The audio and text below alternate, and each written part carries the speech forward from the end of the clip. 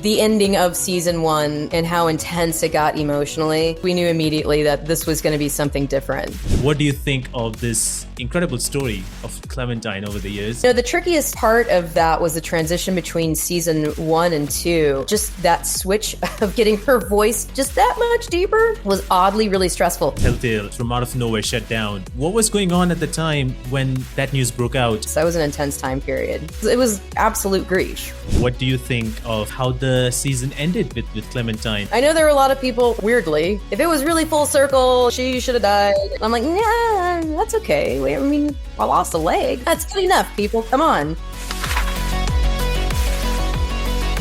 Hey, what is up, everybody? Welcome back to Behind the Voice. I'm joined by Melissa over here, who you might know as Clementine from The Walking Dead. She's also played Beauty in The Wolf Among Us and a lot of different games recently, also as in Fire Emblem games as Arval. So cool to have you here. Thank you so much. Yeah, I'm super happy to be here. I'm glad you brought up the Fire Emblem games. Those were so much fun to do, and it's Arval technically. Arval, is that yes. I was picked in the other Fire Emblem game, which I'm totally doing a disservice to the fans because I can't remember which one it was. But she was an amazing character. So yes. Yeah, I'm sorry if I spelled that name wrong completely. I've done that before, but I spelled that name wrong, and I realized very late when I'm editing. I'm like, oh my God, I did that. And I feel embarrassed. I shouldn't have even said anything. It's all good. Hey, we all make it, Yeah, how dare you say that wrong? Yes, it takes a lot to offend me or have me take anything personally. So personally, I'm glad I've not gone that far. But how's your life been so far? How's your life treating you?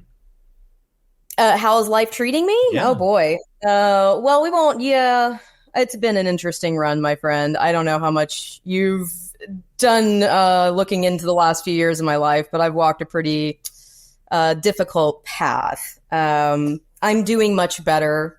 I went through, my husband had cancer and we walked that path for a couple of years and he passed away and I will not cry, or maybe I will. You never know. You don't know what you're going to get with me at this point.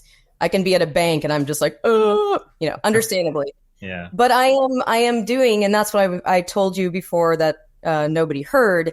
You are the first podcast that I've done in 4 years. I think the last one I did was when COVID was just getting going. And then, I spent a few years of just, in a very hard place. So I'm very grateful to be here. And I'm very grateful to be in a place where I actually feel like I can talk and be jazzed about my work again and share my life. Because I know, I haven't really been very active on social medias. I wasn't great at it to begin with, but, the last few years just been, and I appreciate my fan base so much. And I just haven't had the wherewithal to put stuff out there. Yeah. So it's really cool to be here. I'm grateful to be talking with you and dipping my toes back into what was, a huge part of my life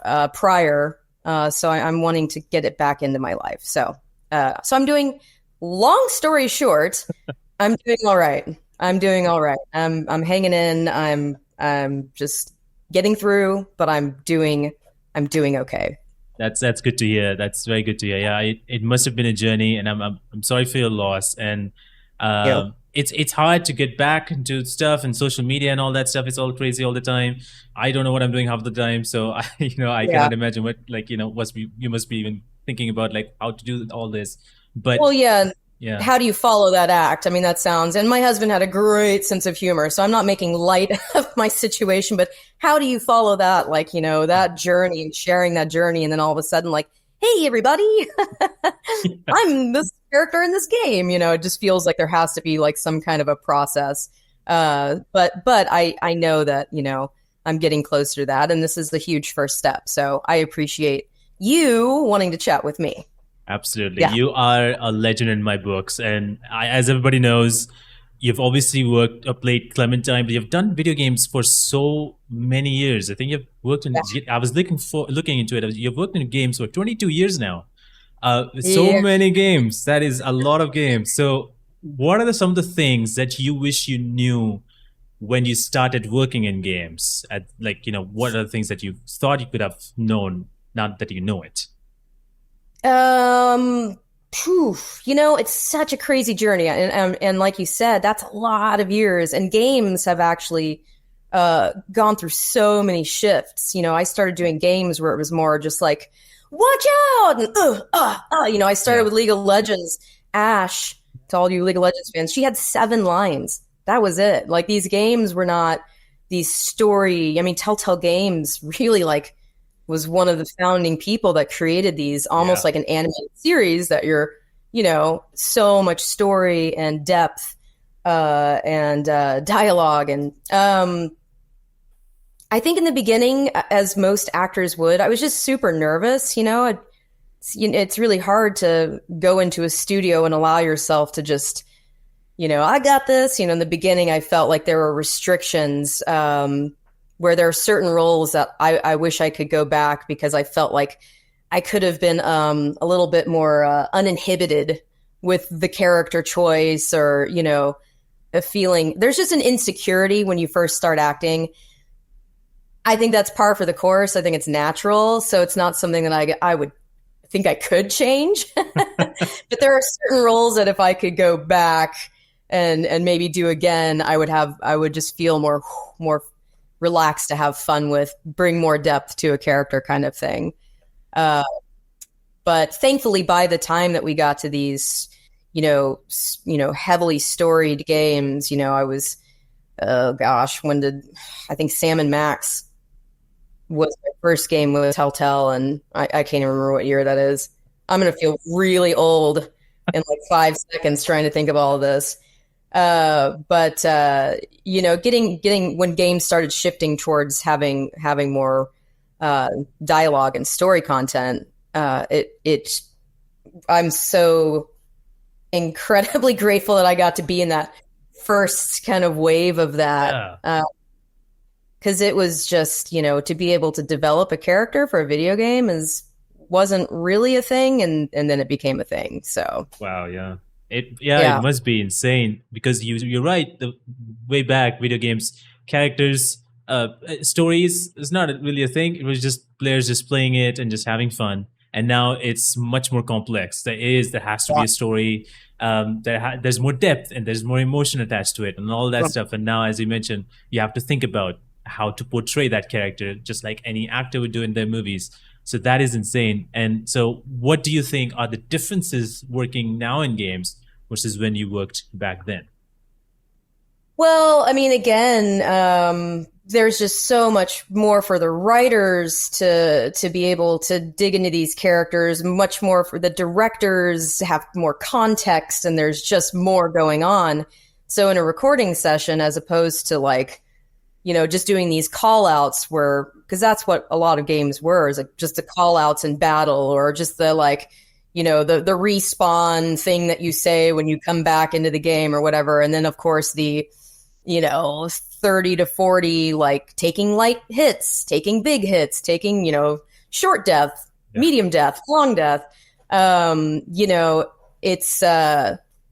It's just, there's more space and there's more room to get into the character. Now, with that being said, it's tricky because we don't, it's not like in the movies or on stage where you get a script well in advance and you can, sit there and, day of you're going in and they're like, okay, this is your character. Here's some backstory and, Yeah. So as far as in the realm of acting, voiceover, especially with games, because it's just like short notice acting, it does take a lot of practice and imagination to be able to quickly start to form this character. And then if you're lucky enough to spend years with this character, then it just becomes like, putting on a comfortable sweater. I don't even know if I might have totally not answered your question at all. I feel like I just rambled for like 10 minutes. Oh no, I don't you were fine. No,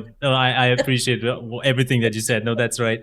Okay. There's been a lot of things. It's a lot of more. Everything that was before, there's just extra bits and pieces, a lot more, and so Yeah. you spend a lot more time in there. And one of the things that or probably everybody's seeing now right now is more people are knowing about acting in games, and now more people are interested in getting into video games now, and in researching about voice actors or actors in general about games and looking into these. And that's probably one of the reasons why this podcast is going somewhere. And so what do you think the voiceover kind of this industry has grown over the years, especially in Oh, games?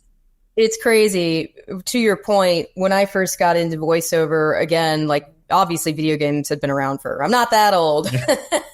Like Yeah. they've been around for a good chunk, but when I got into voiceover, for me, it was like specifically more for commercial work, but animation. Like Yeah. animation was like that's where, and jingles, because that's when jingles actually existed. And that was the main focus. And I teach classes now occasionally for Voice One in San Francisco. And most of the students, even in commercial classes, are like, well, why did you get into voiceover? And especially the younger ones, they're like, I really want to do voiceover in video games and anime. Those are the two. Yeah. But yeah, that wasn't even on my radar. And to be honest, nowadays, there's a huge amount of work in video game. Like you can literally survive financially and even become abundant financially in the realm of voiceover if you just did video games. Like there's so much work. There's so it's a realm that developed over the last, especially 22 years. Yeah. That it's shifted in that, people are literally getting into voiceover because just to do videos. Now, when I teach my classes, I'm like, you need to be dynamic. You need to want to do commercials and the animation and the video games and all the stuff and things. Because, it's not as easy as just getting an agent and like, I only want to do video games. Yeah. Doesn't work that way, kids. But it's really cool. And it's a lot of fun. I mean, it's a lot of work as far as, the sessions go and the amount of energy you have to put in, because it's a game. Yeah.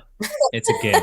It's a fighting. There's going to be combat. There's going to be maybe screaming, Walking Dead. You know what I mean? Like it emotionally, it's all of it is, it's really cool. It's a very dynamic industry at this point. Yeah, it is a very dynamic industry, and it is, to your point, there's a lot going on, and it takes a long time. Especially making games takes a long time, and then comes in actors. They also take much time, and then you don't know everything what's happening in the game, so you get to know. So it's a long process, a very complex process. But The Walking Dead being one of the biggest games, as I said, Telltale started it out. It became so big, this emotional connection with characters. I remember at that time, I haven't played a game that would emotionally connect me in that way. I think one game that did kind of that way was Call of Duty, but they would just immediately move on when something would happen. No time for Right. grieving. And just something Right. happens, so just move on. Like, okay, I guess we're going. But like in The Walking Dead, it was like you would have those moments, you would have those times. It's building up as a movie. So it really connected in that way. When did you realize that The Walking Dead is getting to that, is a big deal now? Honestly, and what, to your point, I think I've said that 18 times. To your point, that's going to be my expression for the rest of the podcast. To your point. I had never, as an actor, like I had done the story-driven games, but they usually had some humor or, mystery or, but this was, I think I can speak for all of the actors who were in season 1. When we got those scripts and started reading through it, it was like, oh, can I curse? Yeah, of course. I was like, oh shit. Well, I should ask that before I'm surprised it hasn't already flowed out of my mouth. We were all just like, oh man, this is, this wasn't cartoony. It wasn't animated. It wasn't like zombies. Like this was, it was, the writing was, it was just so nailed down. And, after the release of episode 1 of season 1, and all, and I've never read reviews. I've never like gone to the reviews or Yeah. like, and but then it just started. We started seeing that these reviews were coming in where people were like, "Oh my God!" Like just loving this game, and that was definitely that kind of first like, "Oh wow, cool!" Like this is kind of turning into a journey. Yeah. And then by the end of season one, it was just insane. We were all just like spinning, like in a really good way, but it was just like, what is happening? Like with the awards and not even about that, but I mean, going all of a sudden, people are like, "Come to this convention." Everything in my life and what I've experienced in voiceover shifted, and I generally am cool with the anonymity, being anonymous. I might have just created a word. That's a fun thing with voiceover is you get to be all these characters and do all these things, but and nobody knows who you are. They don't know what you look like unless they do their research. And going to these conventions and being able to connect with all these people who these games affected such a huge impact, and hearing the stories of I played this with my best friend, or me and my dad never hung out, and all of a sudden here we were playing this game, and there were so many really cool connected stories to people's journey through that first season and then on. So that was huge. Again, back to the point, when we first got those scripts, we knew immediately that this was going to be something different. And lo and behold, Lo and it behold. was. Yeah, it was such season one. I always remember the final moments. That's the one point I remember of season one. It was such a great game, and even now, I think people are still playing these games. People are still finding these games now. Even maybe they haven't probably played some other games, and then came to a discovery like, oh, the Walking Dead thing, and they are still playing. And I know that it's been this like 7 to 8 year journey from season one to season four. What do you Mm, think of this incredible story of Clementine over the years? Has she grown up from age 8 to age 16? yeah, crazy, right? Um, it's. I'm not going to say that this is an experience that can't be had in a different way with a different character, whether it be animation or games. But I mean, this was just such a unique and I mean, how do I put it? I'm losing the word that I'm trying to go for here. Getting to spend that much time with a character is one thing if the character's kind of the same all the way through. Like Bart Simpson is always going to be Bart Simpson, which is Yeah. awesome. But getting to actually portray this small child who we find in the treehouse, and Lee, raises, guides her through the season, teaches her how to be strong, how to survive. We have to make these horrible choices. And then all of a sudden, here you are as Clem in season two.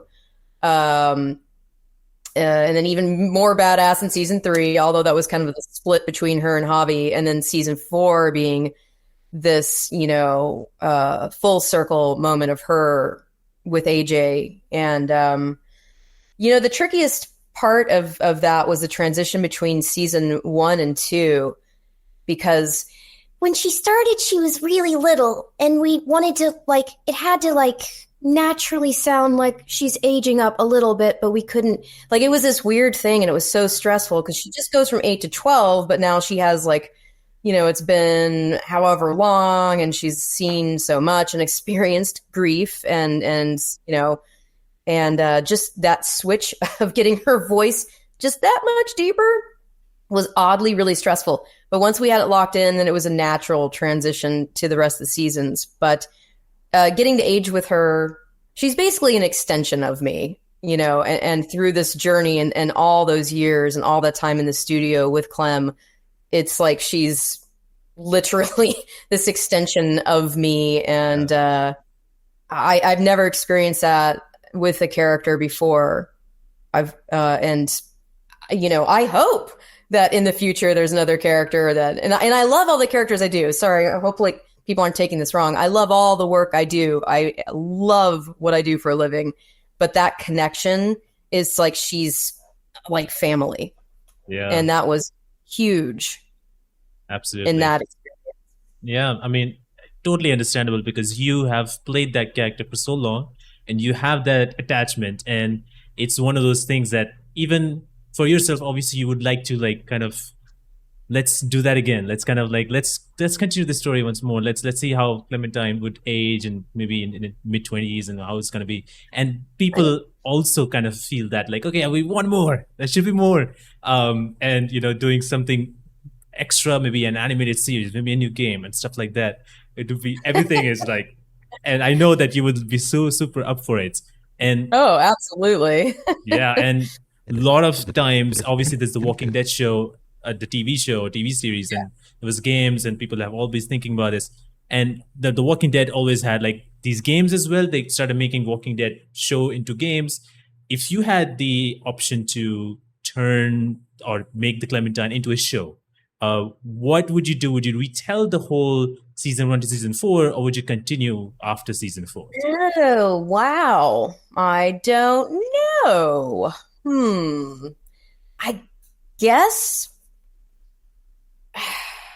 I mean, I wish that if there's a universe where we could get both, I'd be super intrigued to see Yeah, how Hollywood does its Hollywood thing with, her journey from who they'd cast. I don't. You're talking about like live action, like yeah, live on action. camera, because obviously me and Clem are, I'm a little older. We look a little different. But with that being said, I think that I am intrigued to see where we would leave off with Clem and AJ Yeah. uh, going forward. Yeah. Yeah, maybe that. I don't know. That's a really tricky question. It shouldn't be that difficult. I want both. I want both. Yes. Yeah. To be honest, I would say if there was, No. if we could do it in some ways, we could do have maybe a live action, but I would really love to have like an animated series and then maybe a game. It's probably asking too much, but like all those things would be so cool Yeah. to have that because we all are attached to Telltale's Walking Dead in itself. All the characters, Kenny, Lee, Clem, Yeah. so many characters. My God, so it's so cool to have that. But one of the most obvious things that people always come back to with the Telltale Walking Dead is season 1 ending and how it ended, and that moment that everybody kills everyone, and that's the most emotional moment for everyone. Is that a moment that made you the most emotional? Maybe apart from Lee's death, that was the most emotional for you throughout all 4 seasons. Oh, I will answer that. This kind of goes back to when you asked me earlier about when we knew that this game was going to be special. The ending of season 1, and me and Dave Fenoy did not record together. He had recorded that scene before I went in, so I was able to listen in the headphones and react off of his lines. But that was also like that day and leading up to that and how intense it got emotionally. Like that was also a moment where like, oh man, this game is like it's not like I did amazing. It was naturally physically so intense as far as just like, oh God, like emotionally for us as actors. So that was another moment where we were like, yeah, this game is going to do something crazy. Oh, I would have to say probably okay, well there's a couple. Definitely the anytime Kenny dies. But he's like Kenny in South Park, he died, or you killed Kenny again. But there was a couple of obviously I don't know, should I not say too much? I assume that anybody watching this is To either be honest, yeah, they should have played this, and that's why they yeah, should be watching it. To be yeah. honest, at this point. Okay. So when Kenny and Jane are doing their thing, there's that whole like that scene was really tricky. That whole thing. And I think it's when Gavin did a couple of speeches. There's one where it's like he dies, but you have this moment with him. And then the other one is when you go to, oh my God, don't hate on me, fan base of The Walking Dead. I cannot remember. They get to a Yeah. compound And Kenny is like, nope, you need to go in with the baby. And he gives this like good farewell speech. And oh my God, Gavin just crushed it. Yeah. And that was really emotional because I was like, I don't want Kenny to leave. Because he was the remaining character, from season one. And also in season 4, just because of everything that happened in season 4, I mean, the story itself, and knowing that this was the end of Clem's journey, allegedly, that we know of, with the game at least, you Telltale Games, like overnight, just like, we're done. And, I had all my friends who worked there. I was heartbroken for them, for what they were going through. Heartbroken for myself, all of a sudden thinking, oh my God, I'm not going to get to finish Clem. So when Skybound picked it up, I mean, that was a no-brainer, right? Thank you, Skybound, of course. And we finished it. Those final scenes at the end with AJ sitting out on the swing, I think. Those are really tough to get through. There was also a couple. You asked for one thing, I give you 5. Yes. That's how we roll. Love it. I just want one, Melissa. No, you get 5. Some of the flashback, the Obi-Wan Kenobi scenes, I say it, or the dream sequence where Clem's on the train with Lee in that final season. Oh, there was, I mean, yeah. So there you go. Yes. Oh my God. It's very emotional. I think the one scene that I can definitely pick out is the one that he just mentioned with the Lee on that scene. I would just did not expect that to be there in the game. When that hit the scene, I was like, oh my God, no way. I'm gonna hear him again. What? Yeah. So it was really cool to have that scene. Well, and she was like little Clem, and then all of a sudden, right? And then she goes into like where she's at now, Clem, say yes, season 4. So that was, and anytime Dave Fennoy's back on the scene as Lee is gonna break people's hearts. Yeah, it's gonna just break everyone's heart, really. And you did mention about Telltale and how it did all of this from out of nowhere shut down, and it was obviously scary for all of you. And I cannot imagine how much it must have affected you at the time. What was going on at the time when that news broke out, and what was going in your head? What was that all of a sudden like, okay, we are done? You don't know, like what was going on? It was crazy. And especially now I can say this as going through the most horrible thing a person can experience as far as the path of grief. I grieved, man. I was down in LA. I was splitting my time between LA and the Bay Area at that point. And I was in LA. And I cried harder at that point. Well, I mean, I saw it was grief. Like it was absolutely just like, I was a mess. I just cried. After that, I left the studio. I called my friend, Jason Latino, who worked at Telltale. And, I was just like, dude, what happened? Why did they just shut the session down? And he's like, they just asked us all to get our stuff and go. Like Telltale's gone. And I remember I was able to kind of drive home. I just cried and cried and cried. And at that point too, I knew I needed to write something. I needed to put something out there to, I had media contacting me. And again, I'm not great with it. I was like, I can't talk. I think I did a couple of interviews, but like written, whatever. But I felt like I also needed to write something. And it was really intense. That was an intense time period. It was absolute grief because, the thought of just all of a sudden not ever getting to be Clementine again was like heartbreaking. Yeah, especially with it being final season and it not ending was like, oh my God. Everybody had that shock, but so thankfully Skybound came to the rescue and ended it. And I really liked, because when I was playing the game, and obviously I was doubtful, like, oh my God, it's not going to end. And then when the chapters came in and the final chapter before it kind of ended, I really like how we were just walking by that room and you would see all the credits and Skybound, thanks for. Oh my God. I was like, that is so cool. A moment where I was like, ooh. I was like, that is amazing. I should mention as well as Skybound. I mean, people probably already know this, but they brought on and hired, the original team, the writers, the animators, everybody got to finish, their baby. And that scene, I was at a theater. They rented out a movie theater in Oakland, California, and it was a big, finale party. And I was just like, oh my God, blubbering, seeing everyone's names. Because it was sad because it's like, oh, we're done. But it was also like, they got to finish this. Yes. It was a beautiful moment, really. I was like, oh my God, I'm going to stay here for a bit. Not going to move to that door because I know there's going to be a scene. I'm going to stay here a bit because this is really cool. So I took some screenshots like, this is very nice.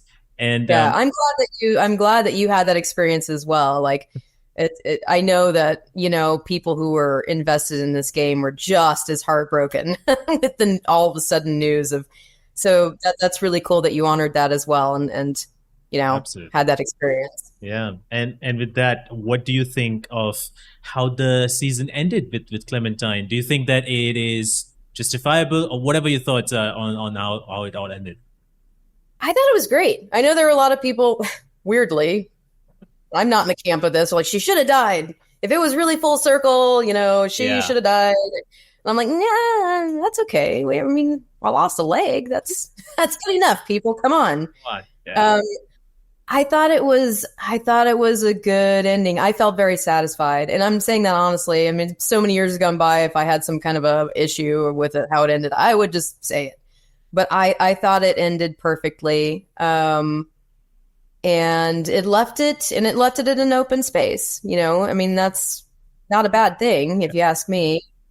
Gives room to, maybe go on or not, and that's okay. You can use your imagination, and I mean, they already have had the oh my gosh, I'm forgetting her name, Tilly, the last name Tilly, the woman who wrote the comic book. Sorry, which I haven't read because she released it at a time where I was not in the space to do so. But I know that there are offshoots, that in particular, of Clem's journey continuing, and I still need to read the comic. So yeah, the comics continued. Start of it was very interesting that there's comics. And people have their opinions on the comics, about the comics, which is, of course, I've heard and I've seen. I read a few bits of it, and it was interesting, is all I'm going to say. But I obviously people have those opinions. But one of the things that I really liked in the season 4 is we have that full circle moment, as you mentioned, and it was weird that people were thinking of she should have died. I would have like, no, that is not. She should have not died. I know. Like, hell with those people. I'm just kidding. If you're that person, really, to hell with you. But what do you think Clem has learned from Lee to take care of AJ over these years? Yeah, I mean, it was tricky for her because she wasn't this adult. It wasn't like how Lee was able to, all of a sudden be this nurturing, father figure, because Clem is still a kid and she's raising a baby.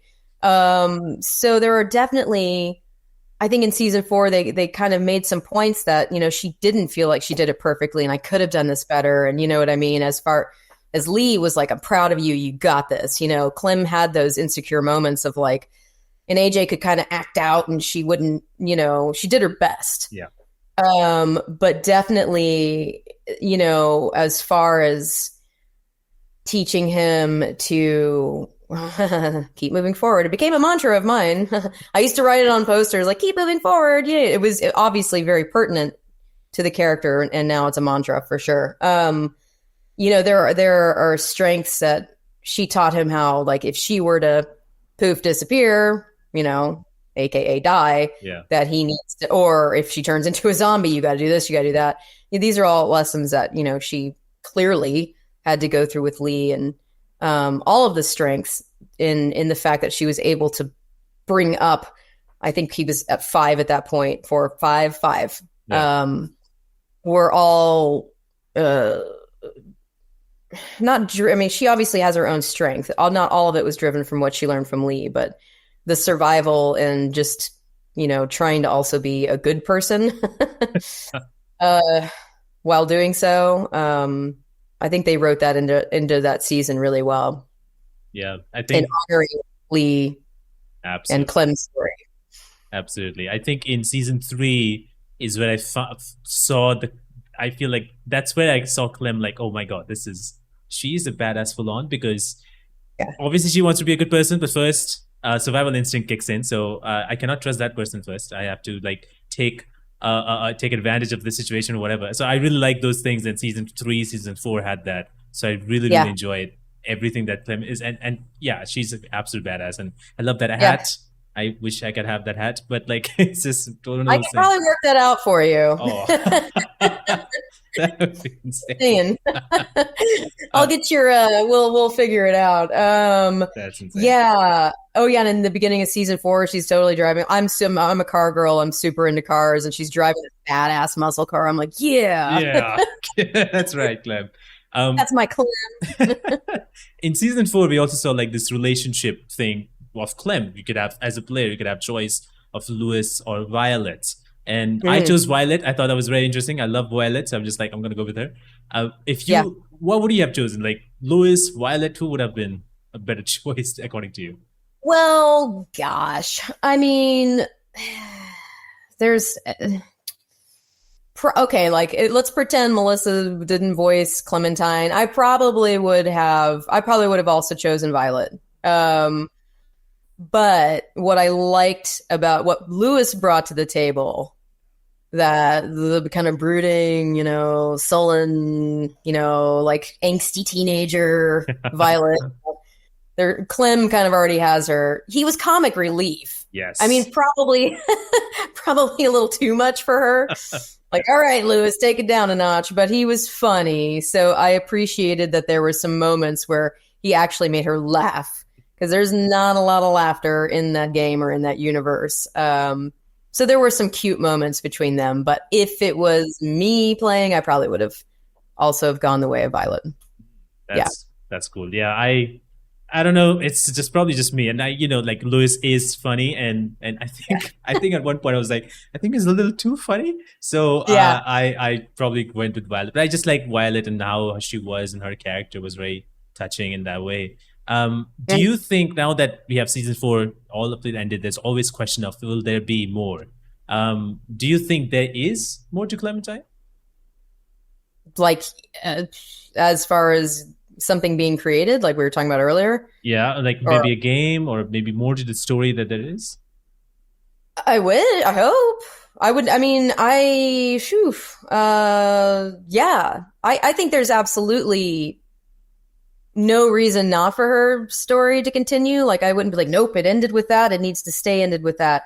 She's such a cool character, it's and again, the writing on all of these seasons, if they could even get those writers back, however they worked out, whether it be a game or animated series, because that's probably, again, if it's live action, then I'm out unless they just hire me to be a walker, zombie number 7, you there in the back. I selfishly, of course, wanted to hopefully be in a way that I could be Clem. No, absolutely. I definitely think there's room for a story to keep going. Totally. I think, if there was more of Clementine, we all want you to be there and to be Clem, because you are the one, and it cannot be anyone else. And one thing that always people, and I thought like this would happen, but it didn't, is the potential crossover of shows and games. But if you had a full control, who do you think a character from the Walking Dead show could have come in and cross paths with Clementine? Who? That's a good question. Well, just to make it cute and fun, it would have been interesting to see how her and Carl interacted. R.I.P. Carl. That was a tragedy. What the hell, man? Yeah. Carl. As far as like the adults, I don't know. That's a good question. Of course, and they even did a Michonne game. Their dynamic would be interesting. I think I'd like to see. Well, God, now I have a really hard time giving you just a straight answer, don't I? That's fine. It is a hard question, to be honest. So. Yes. Because I'm like, well, it would be cool to see how she interacts with Rick as well. But now I'm like, well, what about Daryl?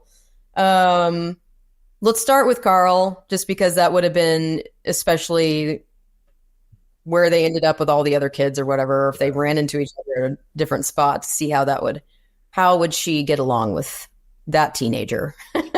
Yes.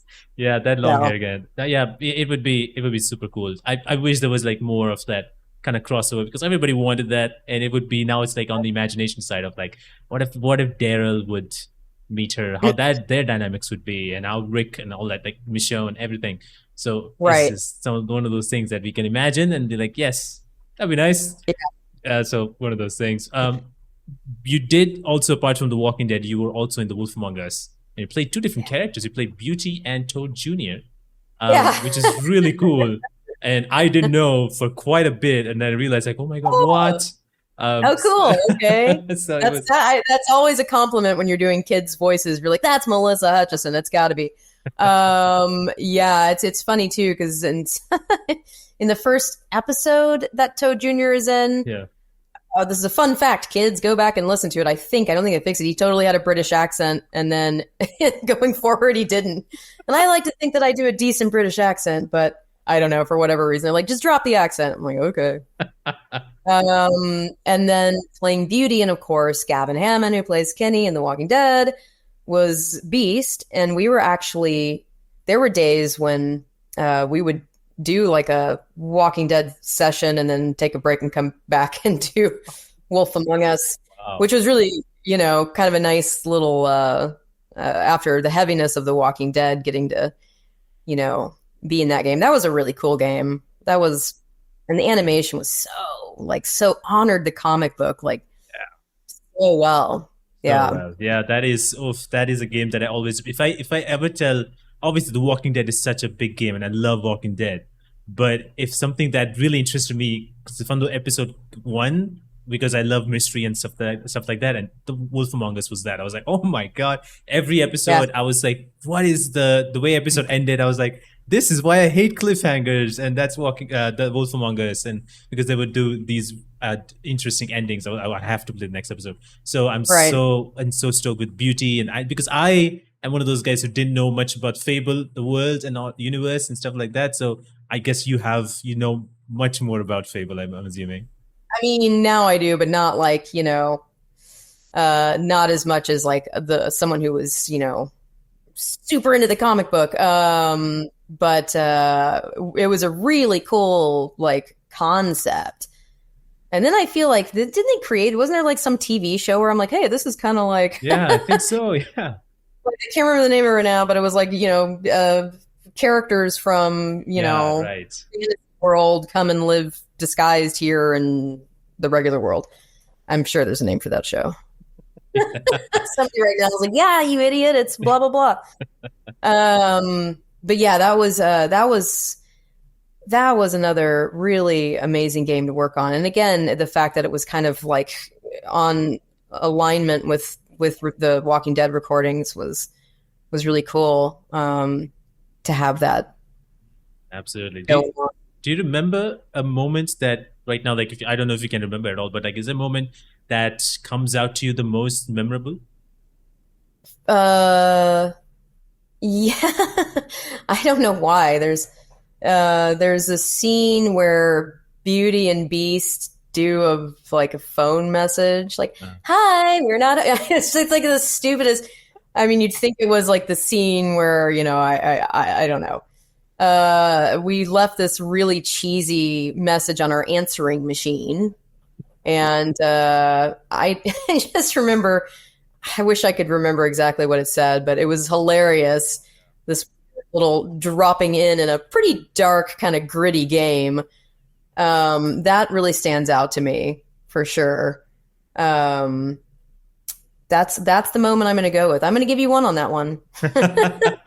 well, Finally. finally, no, yeah, I love that answering machine message because it was really it went on for a while and it was really funny like how it's going, and then the Yeah. caller picked up like if I hear that message one more time, I'm gonna kill you guys or something like that was the line. I was like, this is great. Yes.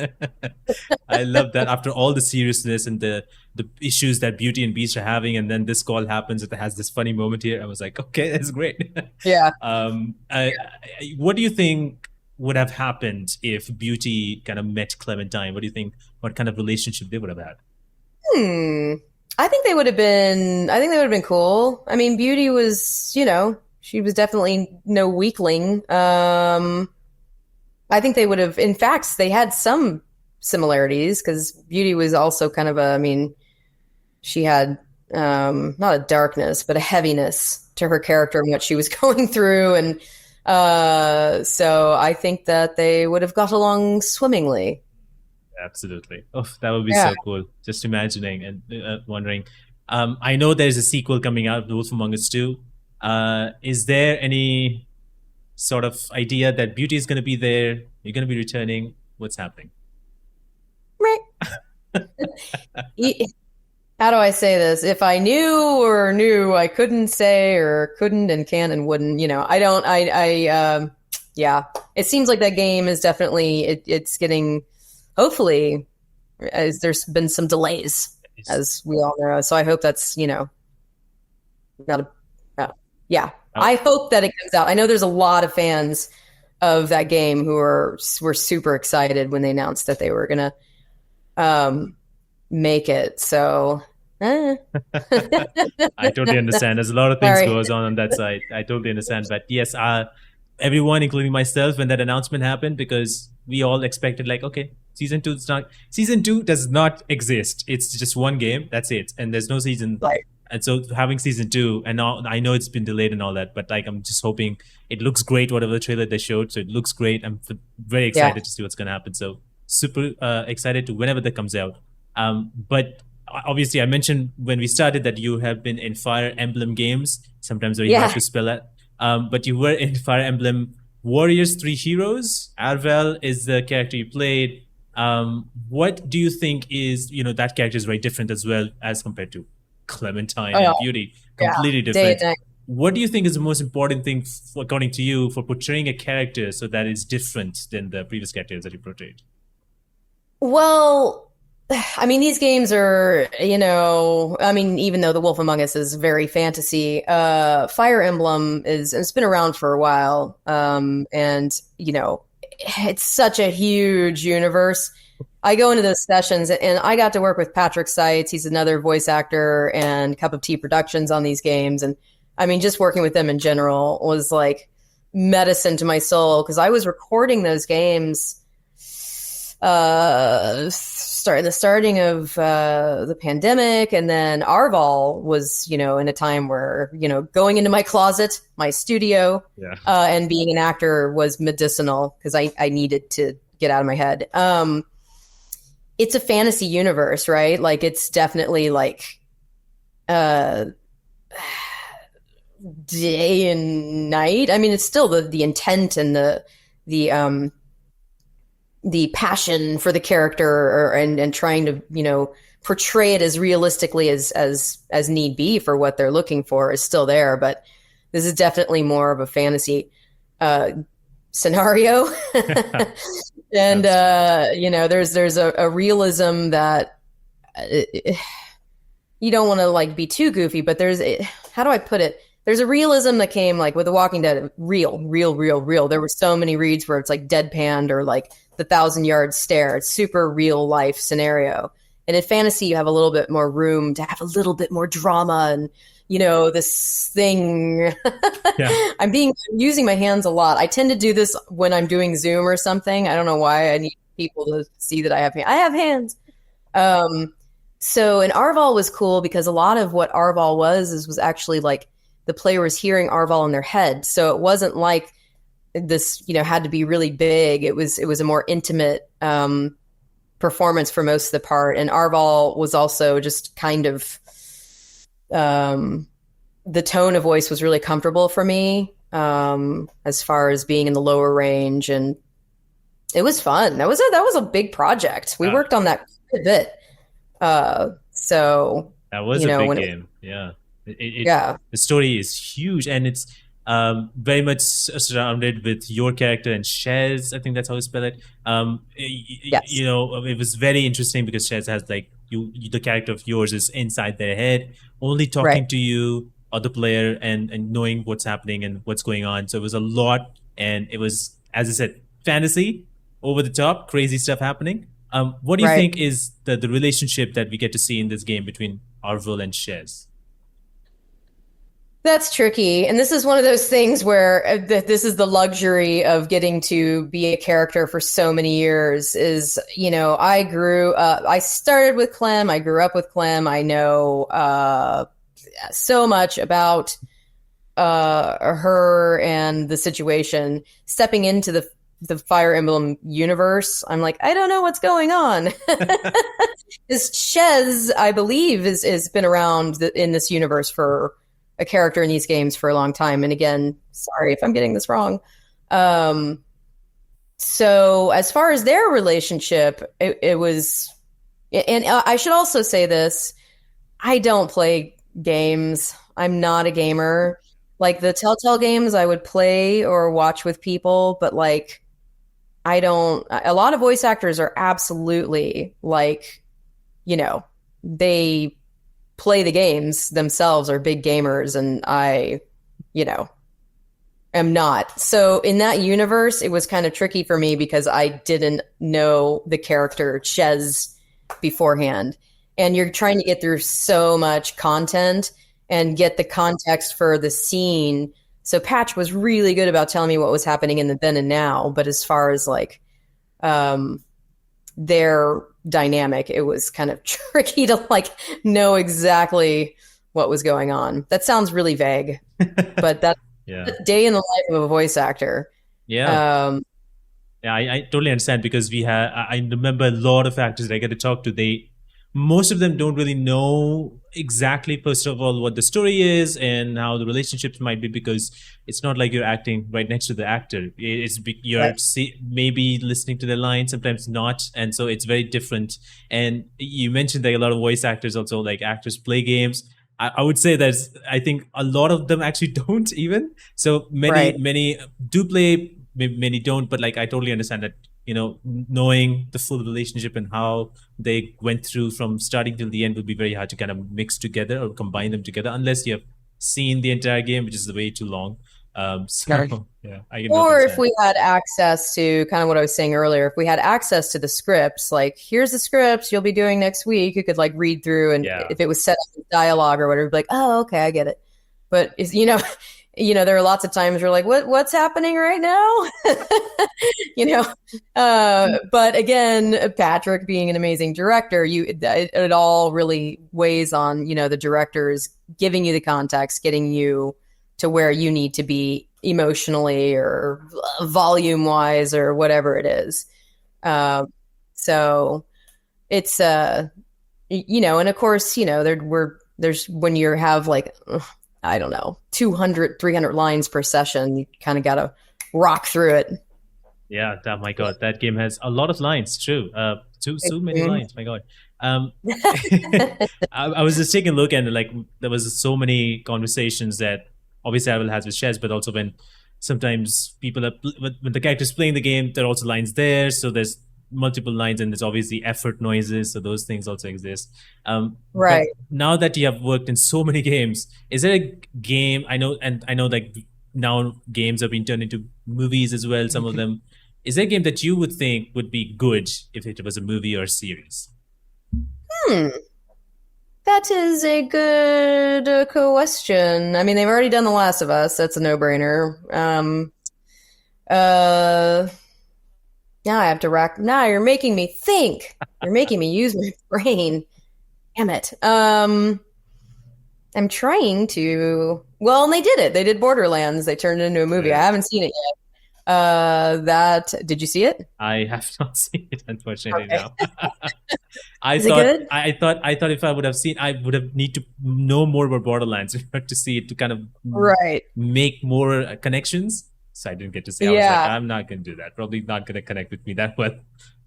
Right. Yeah. I mean, all the games that I probably would have thought that would have been good. Frogger. Let's take it way back. Yeah, I don't know. I mean, it seems like the ones that are. God, did the Diablo? Did they make a show? No, no. Weirdly not. I've always thought like That Diablo would could be- easily be turned into something, but they did Yeah. not for some reason. I don't Well, know. then let's go with that. Yeah. Get her done.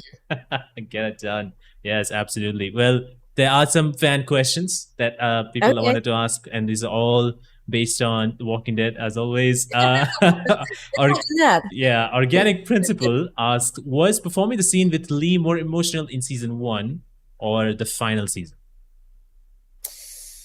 I mean, well, as we already talked about, it was definitely coming back to that, and season four was really, um, but season one has to take the cake on that one, just because it was just so intense. Normally, those recording sessions, even with the heaviness, we can once we're taking a break or whatever, we're joking in between, and there's lightness in the studio. There's just good banter and humor. That particular session was very like it was just like I knew what I was walking into, and I knew in episode 3 the ultimate outcome of what was going to happen. So Wow. building up to that session was just going in. It was like this dark cloud, and everybody was quiet. Julian Kwasniewski, who was directing, kept his voice. It was just super serious. It was really intense. So I'd have to say that that's probably you know uh, very unique. I mean, I never thought I'd be in a studio like legit crying as an actor for a video game. Yeah. My God, I remember those conversations kind of happened. Like, probably maybe more people have had those experiences in previous games, but for me or a lot of people, it was like those conversations where I cannot believe I'm crying for a video game. That kind of thing would have happened Yeah. when we were playing it. But yeah, definitely that is definitely one of the emotional ones. Serious Poem ask, what was the most emotionally challenging scene for you to voice as Clementine? Well, I mean, we'll go ahead and we've already locked down Yeah. Yeah. season. You know what? Actually, emotionally, huh? I mean, that's the clear winner on that one. Uh, just to put a twist into it, there was when Clem in season 2 is having to sew up her arm. My God, yeah. And all of a sudden, there's like what felt like 10 minutes of like, oh God, like this horrible, and like she, does this really not great job, but she's a kid. Anyways, that whole scene and the efforts of doing that scene, and then of course landing on the line where people were like, oh shit, Clem's a badass, because this is the first moment we're like, damn, like Yeah. here comes Clem, is when they open the door and they're like, wow, kid, you're still alive, whatever. She's still not bitten. And that was, like after recording that, almost like you want to like drop a mic. It was a really cool moment. And as soon as we got that down, I was like, oh my God, the fans are going to love this. There's no other choice, Yeah. but still bitten. Oh, Yeah. man. Yeah, fans definitely loved it. It was so cool. My goodness. Yeah. Throwaway account by the username ask, what was your favorite season and what's something you wish you could have explored more in the game? Oh, it's really hard for me to have a favorite season. Clearly, season 1 was magical just because it Yeah. was, the first. First. But then in season 2, stepping into becoming the playable character was like, that was also intense because it's like, okay, whew, I got this. What was the second part of the question? Sorry. The second part is, what's something you wish got explored more in the game? Oh. Well, shoot. That's a really good question. I don't know if I have any emotions around feeling like I just wish they would have done. I mean, the writing on these games was so nailed down to the point where it wasn't like, okay, on this next take, why don't you just improv what you think Clem would say? Like, the writing was nailed down. The story was nailed down. So I don't feel like there were any pockets where I was like, I really wish they would have, explored this more or added something here. I thought it was, I don't know. I kind of wish that, what's his name? Season 1, the train man, the hobo with the, that My lived God. on the train. Yeah. played by Roger Jackson, the amazing Roger Jackson.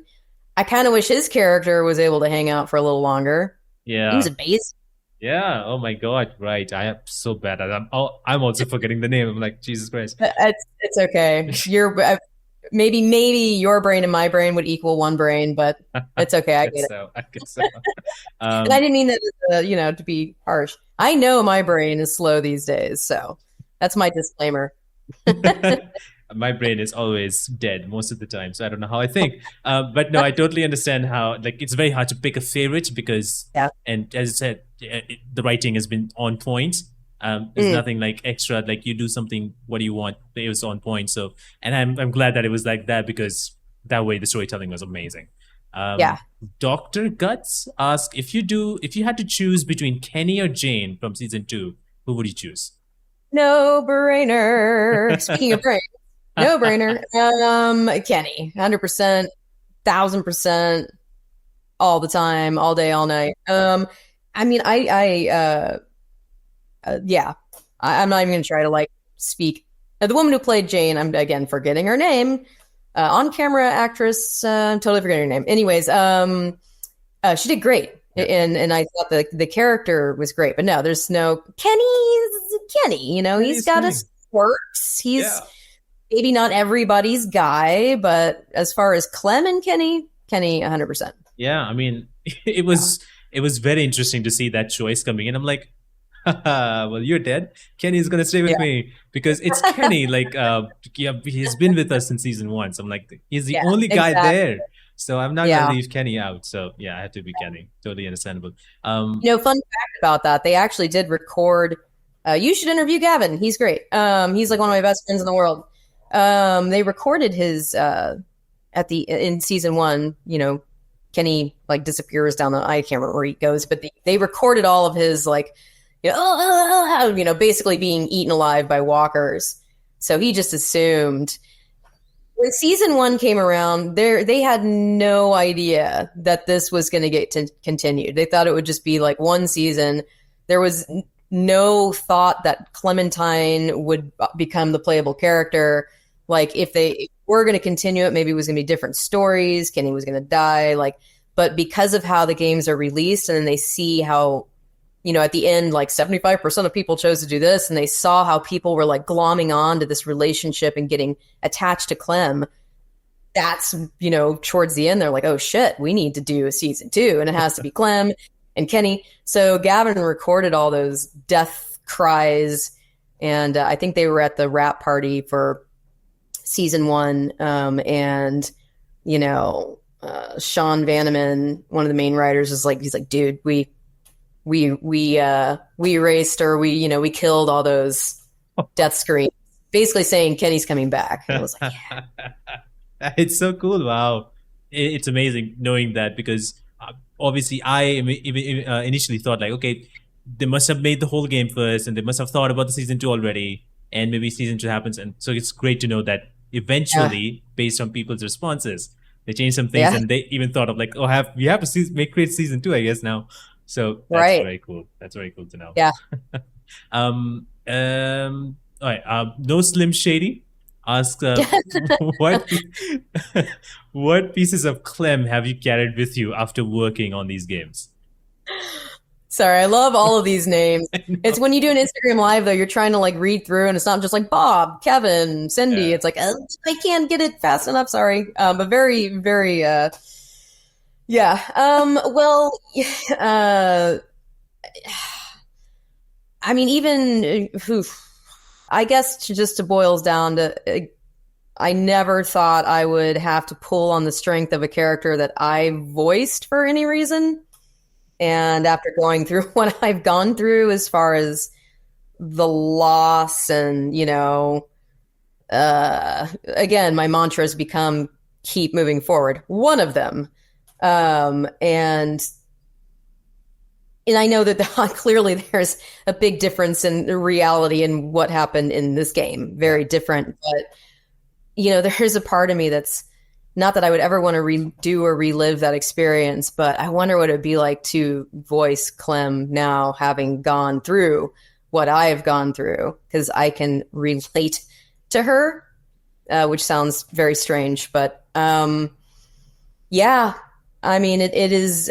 Trust me, it's not lost on me that there have been many moments over the last few years where, like, oh shit, I am actually relating to a character in a different space from personal experience.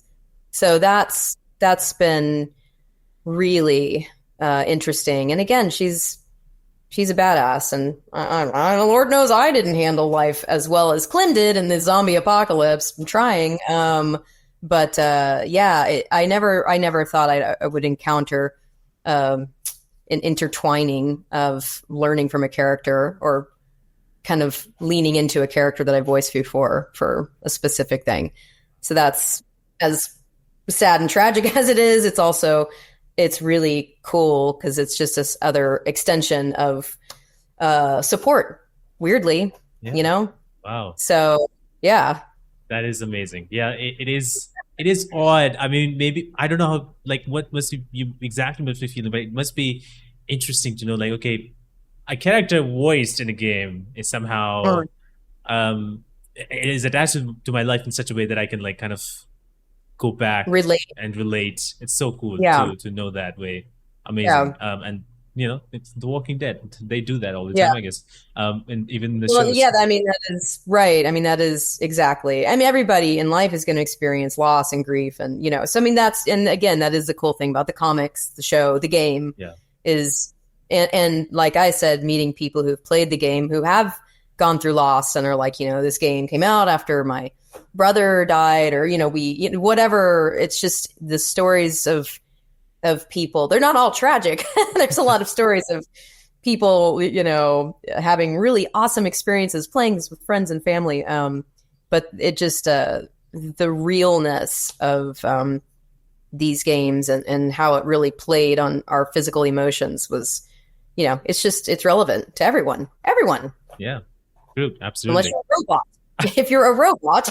Although nowadays robots might have feelings. Oh my gosh, yeah, we're going there. This is not good. It's getting weird, kids. Yeah. Not gonna say like till then.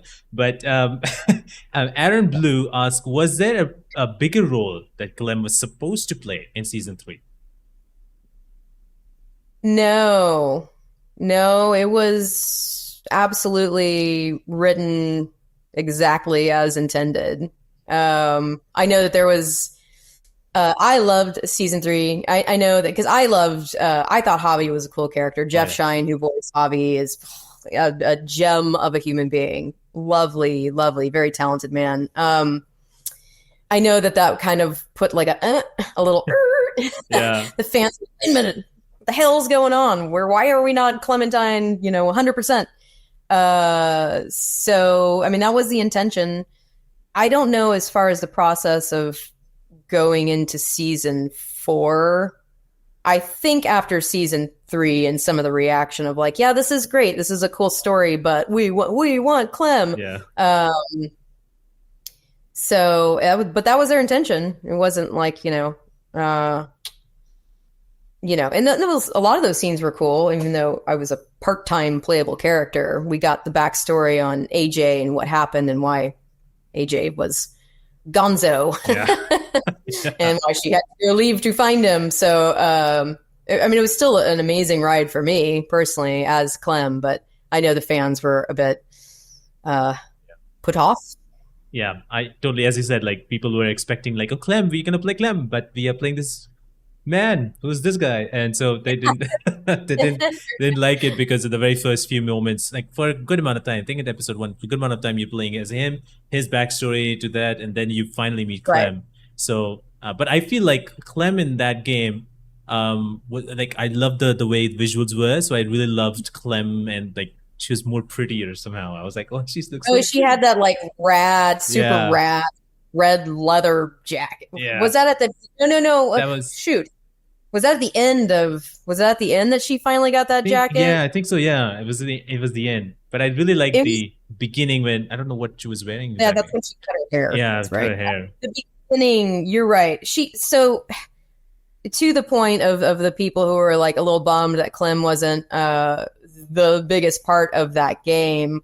It was actually really fun for me because that was the season where she just got to be like, I don't give a fuck, badass. Yeah. Because in season 4, she's with AJ, so she has to have that more nurturing, mothering. I mean, she's still badass.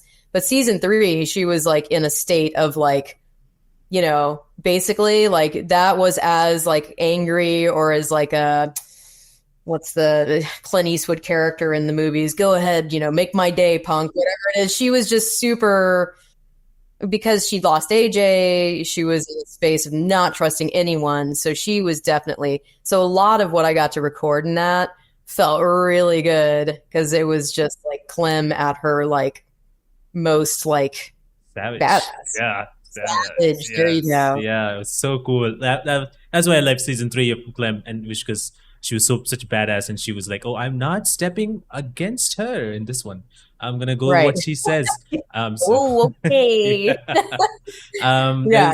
There's one last question from Wills Rose. Asks, did you take any inspirations from book, TV shows, or games that would be useful for portraying the role of Clem?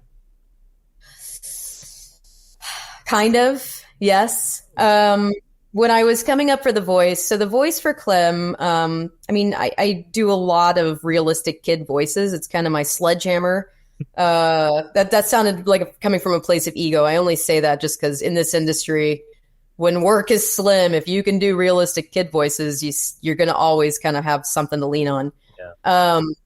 But obviously, they were looking for realistic kid voices. And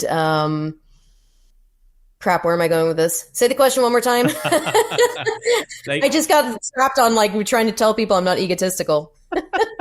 It was basically if there any inspirations you took from games or movies and stuff like that. Right. Yeah. Got it. So when I was trying to, now I know what I'm talking about, when I was trying to come up with the voice, and honestly from the brief, they just sent like one image of her, the concept art of what Clem looks like, and her little Brooklyn sweatshirt, her little skirt, and her hair, and she kind of was looking down. She looked just depressed, little sweet kid. And in their description of her character, it was very, she's obviously not going to be annoying. If you put a kid in a video game, Duck, and they're annoying, people are going to want to shut that down quickly. So Clem had to be a character that people would not be like, oh my God, why is this kid talking? She had to be lovable. And I did take a little bit of inspiration from Aliens. Oh, wow. Ripley and Newt. So the character, they mostly come at night. Mostly, I can't really do her voice. I'd have to warm up to it. But she is kind of, you find little Newt, and then you're watching Aliens. You're like, oh shoot, like we got to take care of this little kid, and she makes it. So there was a softness to Newt, and it just, when I saw the character artwork, I was like, she kind of reminds me of Newt a little bit. So I think that's where I got the softness for Clem's tone. Wow. That's cool. Away my trade secrets. That's good to know, though. Yeah. That's very cool that you kind of based it a little bit or got some inspiration a little bit from Newt, from Aliens. That's very cool. Yeah. I never would have expected that would be a connection that you could have made. That's very, very, very nice. Now it's all you're going to hear. Now that's all I'm going to hear. Yep. Aliens. Damn it. I just ruined it for everyone. Oh, man. But I just want to say thank you so much, really, for taking the time today. Talked about Clementine.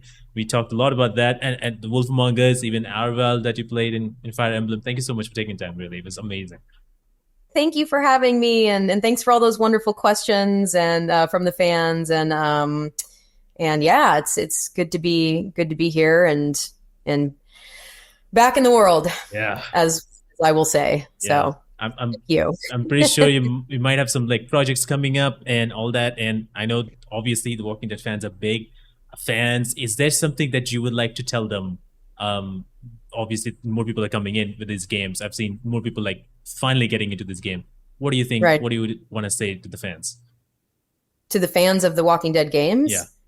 Oh my God. I don't even know if I can put into words the gratitude I have for those, It's been overwhelming, the love and support of that fan base from the get go. Honestly, from from season one until today, and then going forward into tomorrow, I just appreciate so much the whole journey that I've been on with Clem, but a huge part of that journey is absolutely the people who invested their time and their hearts Yeah. and just all the beautiful feedback and stories that have been shared with me, So I just basically I'm so grateful for everyone who's played this game. And if you haven't played it, go play it now. Yeah, Although now, a few spoiler alerts, but it's still great. it's still good. Like you got to play like 3 times through to make all the choices and whatever. Yeah, It'll make sense. it's still great, and it's so cool that we all get to experience this game and this universe, and Clementine being one of those characters that Clementine, Lee, Kenny, all these characters who are now beloved at this point. So really cool. Thank you once again for joining. Thank you so much for sharing everything. It's just really, as I said earlier before, it was really a dream come true because like I'm speaking to Clementine. No way. Oh, So thank yeah. you. I appreciate you. That's very kind, and you're amazing. You're awesome. I Thank could talk with you all day.